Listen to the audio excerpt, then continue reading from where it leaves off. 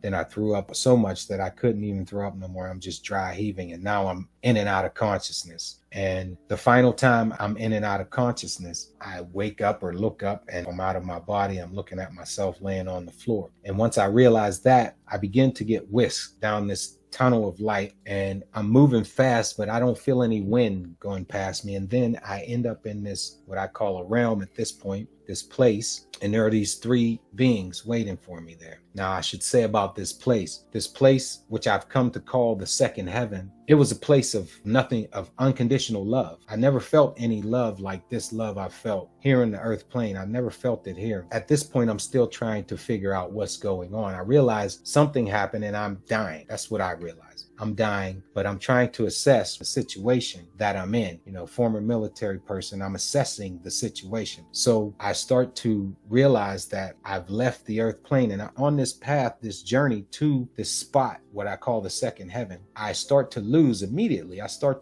all attachments to the physical world that I just left behind. And when I say all attachments, I'm talking about loved ones, material things, and any worries or cares that I had on the earth plane were gone. The only thing I held in my mind at this time was my son, who was 4 years old. And that was my only reason. That was like, as I'm leaving, it was a regret that I'm going to leave my 4-year-old son behind, and he'll have to grow up in this world without a father, so that was the only thing that I had on my mind. So what's going on in my mind is that, okay, I'm dying, and this is what dying must be like. So I'm standing here and these three beings are here. They're only comforting. I get only warm, comforting feelings. And now my life review begins. I say it like that because after my near-death experience, I researched many near-death experiences, and there was life review. So, it was more like when I researched those things, it was putting into perspective what happened to me. So this life review begins, and I begin to see my whole life.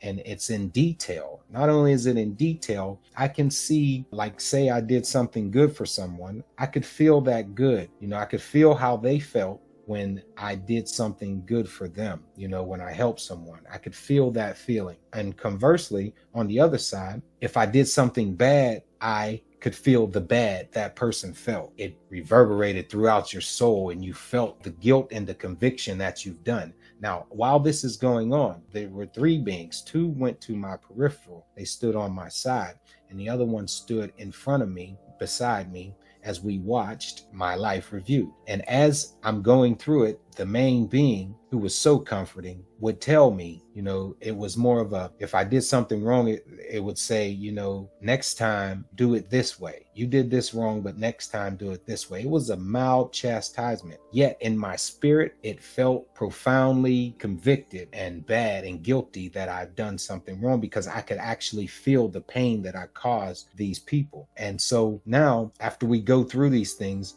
and the reason why this being was telling me the next time, it wasn't because they were sending me back. That hadn't come into the conversation yet. It was because they were about to reincarnate me and send me back into the world as a baby and do it all over again and learn these lessons that I didn't learn in this life. And so I was already angry that I was dying and I hadn't fulfilled everything that I wanted to fulfill in life. So after this life review, they patted me on the back for all the good I did, and they gave me that mild chastisement for all of the bad that I did. Now, what do you have to say for yourself about your life? And that's when I felt there's no excuse you can make for what you've done. Yet what came to me and what I said was exactly this. Look, you or whoever's running this, because I was mad and I wanted to get back to my son. I said, you or whoever's running this, you sent me down there and you never showed me how to do it. Yet I stand before you and you tell me I did it wrong. If I go with you, fine, because I understood I was about to reincarnate, go back into the world and do it all over again.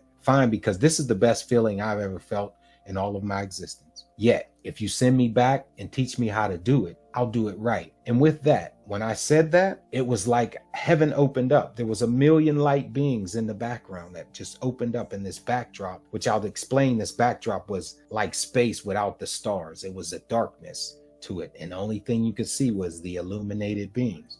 And so when I said that, like when I first got there, all I could see was 3. But when that was said, millions, there was millions of these light beings, and all of them began to say something to me in a voice or a thunder, which I like to call it. It was so loud. But what I was being instructed by the 3 beings is that this knowledge is being put into you, because if you go back, when we send you back, not only are we going to give you the knowledge to live a better life, but you must pass it on. This is the deal. You must pass it on to whoever you can. Whoever receives this knowledge, you pass it on to them. And then they started to give me warnings and things like, because mankind is on a path of destruction, because they are being corralled into a way of thinking that makes them think that they're using their free will, yet they are not being presented all of the choices to exercise that free will. So you're being corralled into a way of thinking to get you to exercise your free will to your detriment.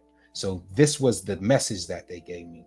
And all the while, all this knowledge is being put into my head by this millions of light beings. And I look at the main being who was with me the whole time, and I'm about to say, I can't handle this. And just before I could mentally project that, because I only thought it at this time, before I could mentally project it to this being, it told me, don't try to understand what's going into you right now. You'll remember when you get back. And with that, I just focused on what they were saying to me. One of the profound things that they told me was to love everything, because I am everything. And I say they because they were all there, and this was all being put into my head. And then they said, fear nothing, because fear and doubt are the destroyer of mankind. And then they said, and know that I am God. These are the things that they told me. Not only that, they were putting all this knowledge into my head. And so at this point, there's a deal struck that I get to go back. I get to raise my 4-year-old son. I'm also going to be given the knowledge to have a happy and prosperous life for myself. Not only that, I'm charged to teach all who would listen this knowledge that I was given. And so that's what my mission has been for over 10 years. What they told me was that in order to get back, to focus on the one thing that you truly love in the world. Now, I look back on that, and I had forsaken everything else. I didn't love it as much as I thought I did. Yet my son, I still held on to his memory, and I used that memory to come back. With that, I focused on my son. I'm shot down a tunnel, and I'm back in my body, and the pain is back.